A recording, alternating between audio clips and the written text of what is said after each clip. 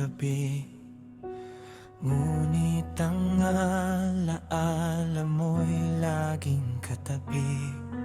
Sa bawat kanto ng ating dating tambayan, hahanap-hanap ang iyong mga kwentuhan. Ilang pahina na ang aking nailipat, ngunit ang bakas mo'y tila hindi kumukupas. Nakita ko ang iyong larawan sa malayo, tila kay bilis ng takbo ng mundo. Iba na ang ngiti, iba na ang kinang, parang hindi na ako ang iyong kailangan. Maraming gustong itanong sa bawat saglit, ngunit ang bibig ay nananatiling pikit. Iniisip kong naalala mo pa ba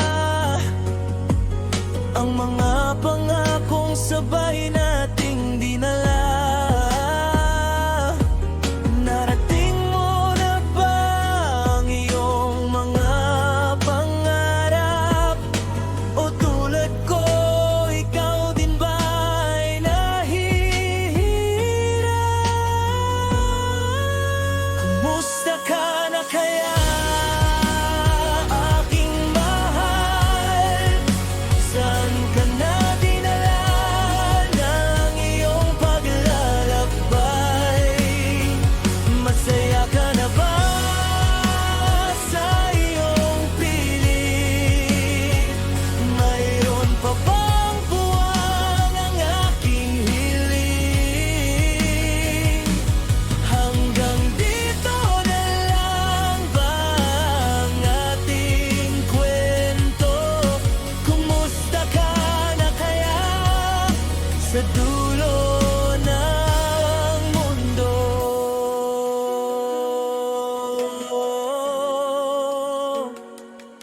Minsan ay parang naririnig ang iyong tinig sa hanging umiihip. Ako'y nakikinig, baka sakaling may mensaheng hatid na ang pagmamahal mo'y hindi pa napatid.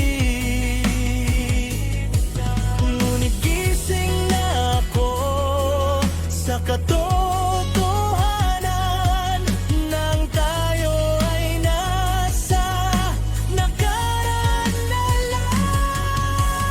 Lalakas ang tunog ng gitara at violin, hindi na pipilitin na ika'y bumalik. Sapat na sa akin ang mga panandali, ang sulyap. Hangad ko